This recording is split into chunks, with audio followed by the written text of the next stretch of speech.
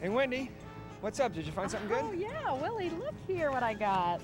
This is really going to be good for you, honey. This is the female staff of the university. We'll be offering the top 10 night courses for married men. Oh, good. Yeah, listen to this. Number 1 is combating stupidity.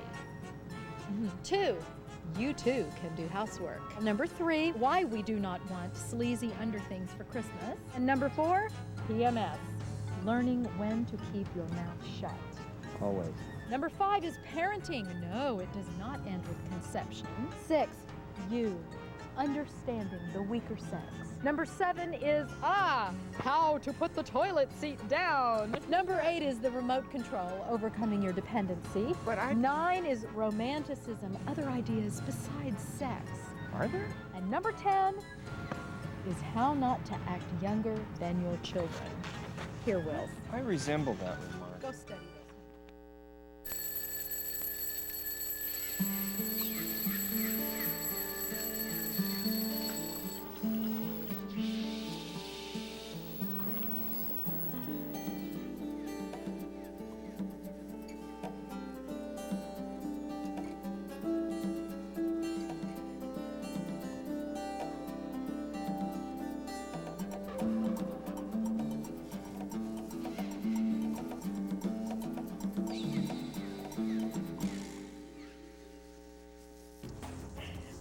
Wendy Welch. And I'm Willy Welch. And welcome to another Survival Guide for Adults. Oh, Willie, excuse me, but do you think this looks okay? Yeah, that's fine. Didn't you just have a green blazer on a minute ago? Did you like that better? Well, no, I like them both, but why did you change? I knew. I should have worn the sweater. I knew. My point, exactly. Today we're going to talk about the differences between men and women. Yeah, we've interviewed a lot of married and single people for this show. And I know that we're all unique. And we're not saying that all men and women are like this. But if the dress fits. She said, well, have you noticed anything? Then I have to start searching. And I'm like, what'd you do? Why'd you change? And they say, oh, yeah, says you have on something new there, don't you? Oh, your hair is different. They've got to make sure their hair is right. I say, Mary, your hair looks okay. I said, yeah, it looks great. Okay to a woman's not good enough. She said, what's wrong? Never found one who was satisfied with the way she looked. So she asked me a few weeks later, she said, is my hair okay? And I said, whoa, I'm not going to fall for that again. Whoa, I've been there. See, Wendy, I'm not alone. Oh, yeah, well, turnabout is fair play. Let's talk about men. Let the games begin. Oh, you want games, huh? How about men in sports? Yeah. It's the sports. It's a man thing. There aren't that many women out there who feel that sports plays a major role in their lives. Have to watch it all the time, or play it and talk about it. That they have to go out and play basketball or football. They say, what is it, to relieve tension or whatever. Just sports, sports, sports, sports. Cars. Oh, man, did you see that new car? Look, that's a by Ford. Who can be the first? Who can be on top? Who's number one? You know, why not just play something, enjoy playing it? But no, you have to win, you know. That's what it is, it's sports. What is wrong with just playing the game? Why play if you don't try to win? Oh, it's that male macho competition thing.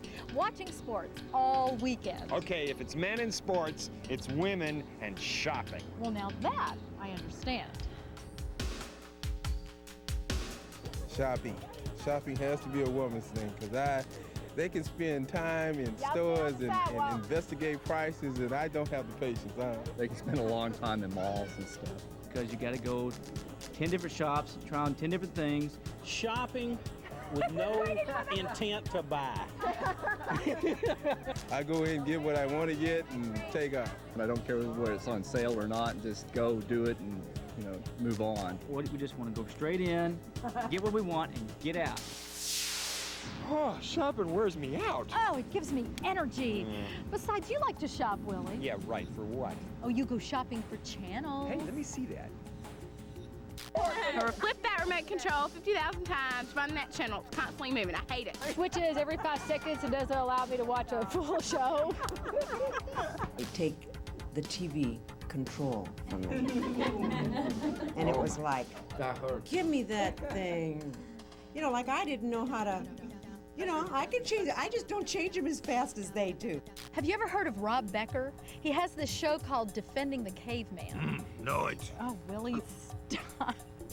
Anyway, his routine is that men are hunters and women are gatherers, and you know, it fits. I mean, you guys are always like hunting the channels, you know, flip, flip, flip, killing everyone you pass. And what are you gathering, huh? Information. And you know what they do with that information? They use it to plan our lives. My wife is a planner. She can't seem to get through a day unless she's sat down and thought about the whole day, what she wants to do at this time and at this time and at this time. My wife tells me things 3 or 4 weeks in advance of things that what I'm supposed to do, and I don't care. I mean, And if we don't follow the schedule, well then it just blows everything. The whole day is shot. Not spontaneous. When you've got a screaming baby, you've got to get dinner ready, and you've got to do the shopping and the laundry, and you've got to get ready for church at night. And so you have to multiplex all these things together at once. tell me it's not today. 15 minutes before then, and then I'll remember. I like to get one particular job, focus on that thing, take it all the way through to the end, and then start the next thing and do all that to the end. Like today, let's just go out to the lake. Well, how long? We've gone home. Well, I don't know. When we get ready to go home, we'll go home. Well, okay, but I want to be home by this time so we can get the house cleaned up here, doing this, doing that. They just kind of jump into things. They don't always read instructions. They just think, I'm a man, I can do this, I can put this together. He just starts doing it. And then when he has a problem, he gets the instructions and says, well, what are you supposed to do here? And I said, well, did you read the instructions? And he says, well, no. Men will not ask directions, will not stop and ask where to find something. Women will, but they will not. They will drive and drive, finding it, or up and down every aisle in the grocery store. Just relax. I agree. You need to relax. You guys need to learn a little spontaneity.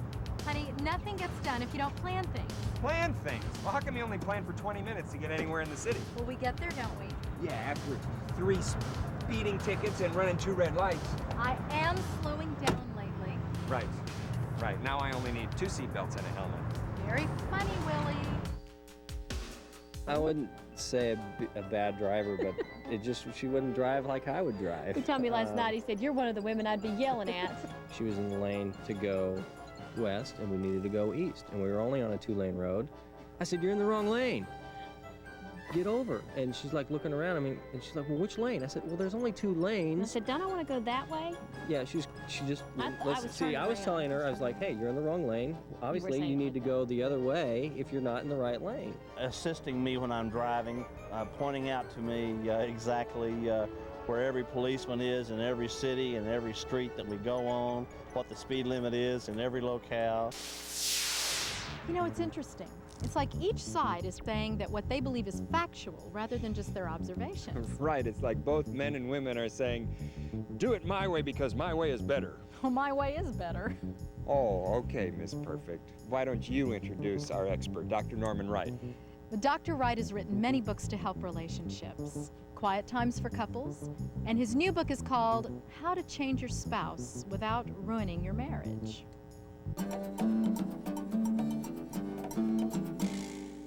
Over the past 10 years, there have been tremendous efforts on the part of some to convince the public that there are no real differences between men and women. Any of what might appear to be differences are regarded as only superficial, caused by our society. However, I've looked at the research, and you've just heard the comments. There are differences. And though men and women are of equal intelligence, significance, value, and worth, they're still different from one another. Being equal doesn't mean that we are the same. As we consider some of the different characteristics of men and women, we need to keep in mind that these are generalizations and pertain to many men and women. Personality differences will also add to our puzzle. One of the most obvious ways in which men and women differ relates to their communication styles. They talk too much. I don't think men pay attention. I don't think they listen. And men just kind of blow off a lot of things women say. They just listen to what's important and throw out the rest of it. Sometimes I don't say a lot of things because I know where it's headed, you see. It's rare for me to be in that mode where I can come home and tell her about the day. I don't feel like it. I don't feel like talking about the day, especially if it's been bad. You know, I just want to forget the day and not even talk about it. I believe women put a lot more weight on words, whereas men will many times, they'll just shout something out just to vent, and they don't really mean it. They always bring up things from the past. They have very good memory, things that you thought they may have forgotten or whatever, it'll come back up. And I just wish he could respond after I finish talking, and it's never like that. It's kind of like time goes on and on. I say, okay, you know, you're going to say anything or you're going to respond? What I find myself saying a lot is, honey, just listen to what I'm saying. Listen to my words. Don't just kind of think you're hearing what I'm saying. Listen to what I'm saying. And a lot of times it's like, I can't understand why you can't understand what I'm saying. I would say, yeah, I heard you, and I'd go off and I'd do something else. And then she'd ask me, well, what did I say? And I'd tell her what I thought I heard, and she'd say, that's not at all what I said. They just don't know how we think. They're not sure what we need, and I think it's perfectly obvious what we need. Women go all around it and view all, perspectives of it before they come to a conclusion. Women like to talk in detail. Like if there's a conflict about something, they want to cover every little, dot and cross T about the situation. And men just like, okay. And they don't want to hear the details. They'll hear the overall generalization and that's it. They would just want to stop. What a list. But Kim sums it up. Women like to talk in detail and men don't. So many women look at men and say, you don't talk enough. You're not listening to me. And those same men are replying, but you're talking too much and only hearing what you want to hear. How can men and women communicate if it's the way we communicate to each other that's causing the trouble in the first place? Assume you're going to visit a foreign country. When you arrive, you're immediately confronted with a new language, customs, history, and even values. They're not bad, they're just different. But in time, as you begin to learn and understand the language, customs, history, and values of this new country, it becomes easier. Well, that's the way it is between men and women. We have different customs, so to speak, that interfere with our ability to talk and understand. So, we need to make some adjustments. Let's look at 3 customs that are different between men and women. This can help us improve our communication with each other. First, how we relate to others. I think, I've said I can, just walk right by a need and not see it, and I think women in general are much more sensitive to meeting other people's needs. I think she's more in tune to everybody's feelings, mine, the kids. She's constantly trying to be sure that we're all in a good mood, that everything's fine. If there's any problems, she wants to talk about them. Well, I think they're more sensitive to situations, to people. All the women will get together and become quick friends and do things together, but then all the men stay pretty distant. A woman thing is going to the bathroom together. Yes, Ken hit the nail on the head. Women do things as a group. Women view themselves in relation to other people around them. They're not at the center of their world.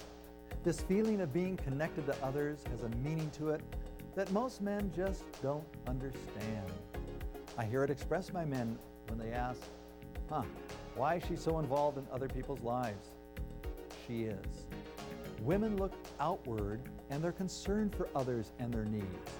They're caregivers in the good sense of the word. They like to do things in groups, cooperate with others. A woman defines her sense of self through her relationships. And not only are women more involved with others, but they are adept at doing so. But if not careful, some women become overly involved with others and leave those closest to them feeling ignored. How's that different than men? How do men relate to others? I think men and a number of ways we're kind of selfish, and I think through society and working outside that we're kind of, it's reinforced. So you fall down, you get hurt.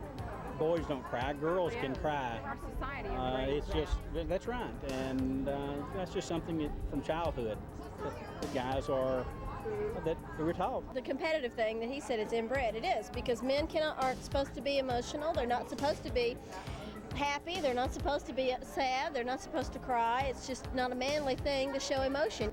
I know that's one thing that's happened to us. I won't even think about her feelings or anything. Well, I've got a goal in mind and we need to do this to accomplish that. He was looking at, I'm trying to provide all these things for you, and I was looking at it as, we need you here. I think that a lot of times, because men look at things from a totally different perspective, there's not a lot of consideration for the other person. Putting the toilet seat down, I think that would probably smooth things a lot in my marriage.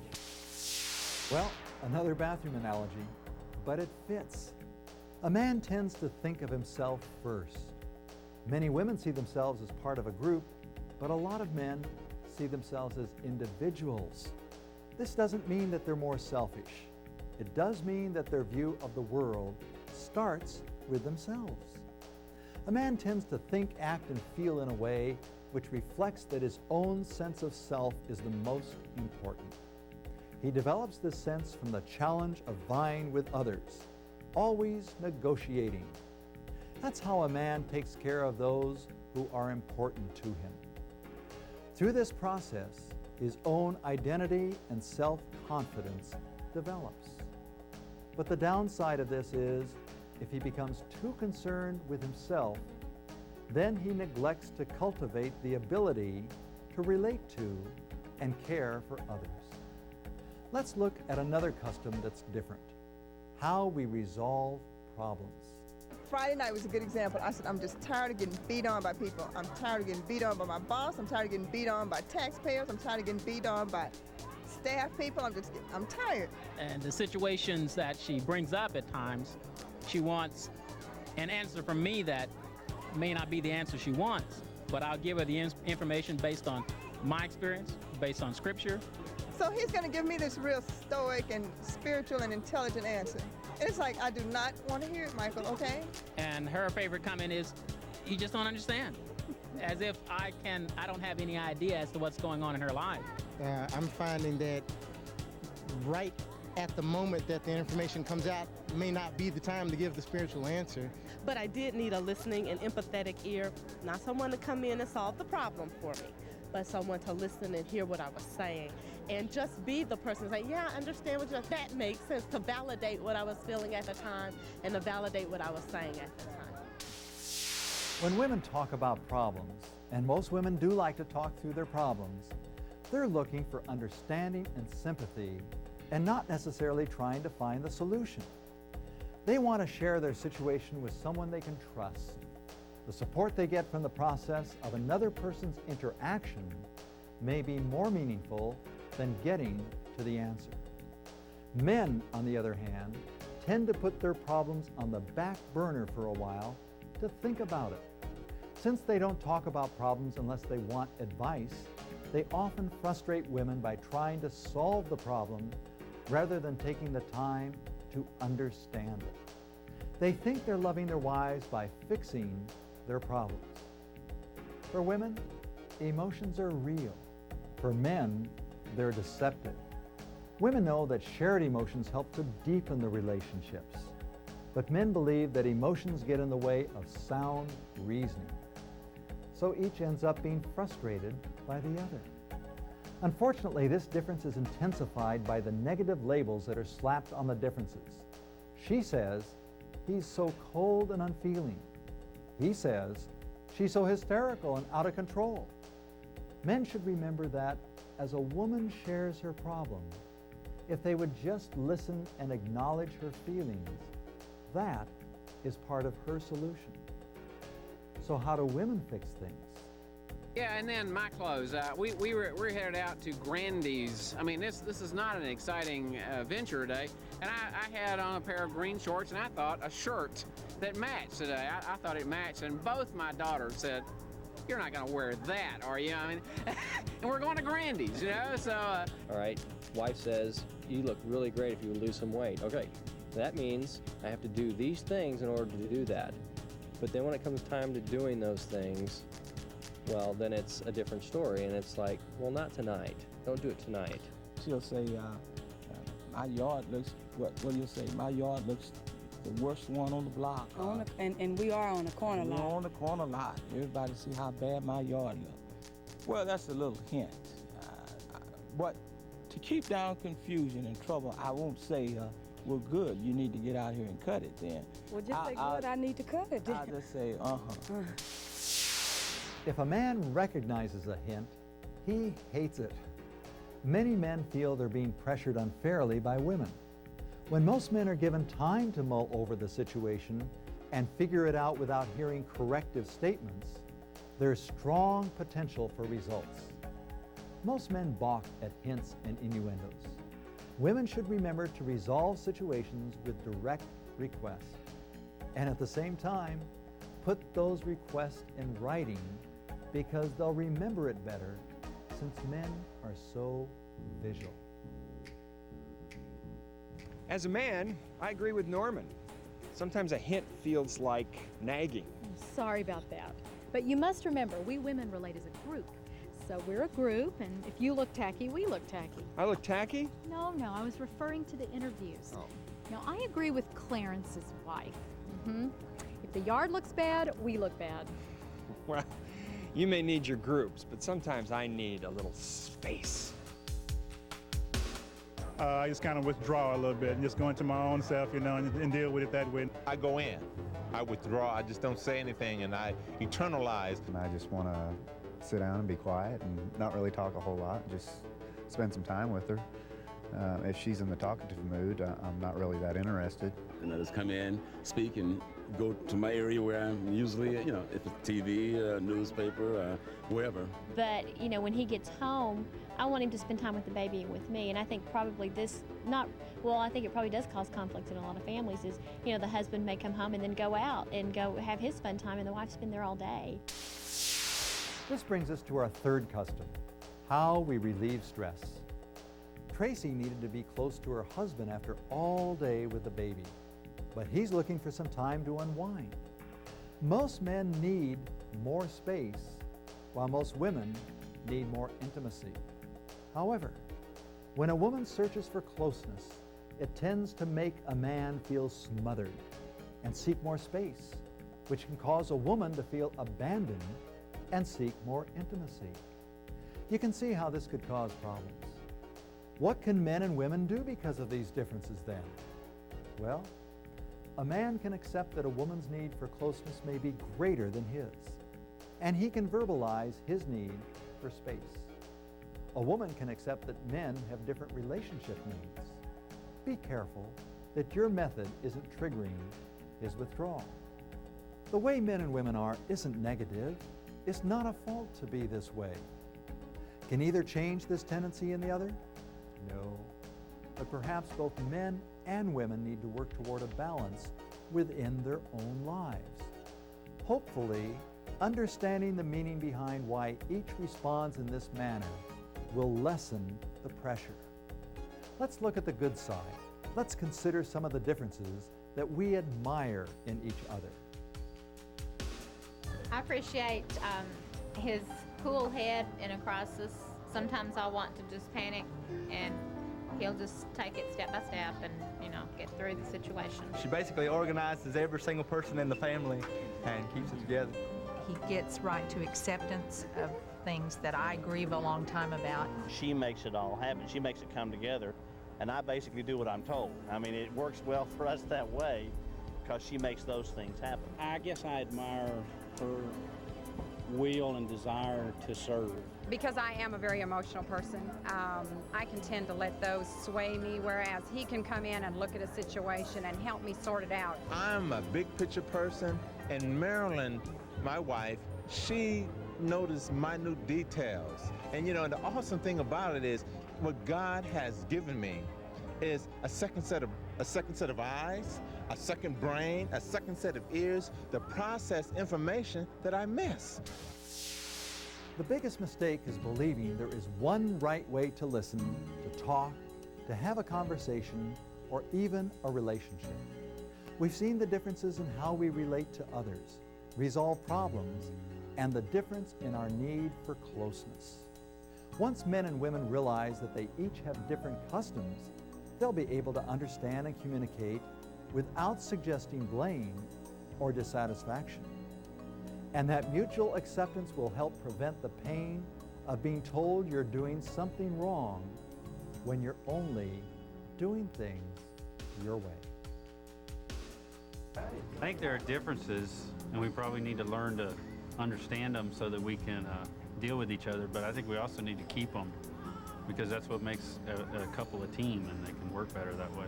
So I need to stop and listen and say, okay, what are they feeling, or what does this person have in mind? Maybe they have something different in mind than I ever thought of. Being able to know where they're coming from, what they're all about, and then being able to relate to that. And there's a lot to give and take. To bridge any gap, you got to look at it from a perspective of not being selfish. Just really talking to one another about maybe some of our different feelings and spending time together to where we have the time to talk. By George, I think they've got it, and I don't want to have a quiz today. Okay, no quiz, I promise. But you know, Willie, I think we've reached a point in our marriage where we can look at each other and say, Willie, you sure are different from me, and that's okay. Bye, everybody. See you next week. You know, if we do anger and stress each other out, we can always get out those other videos to review. Oh, yeah.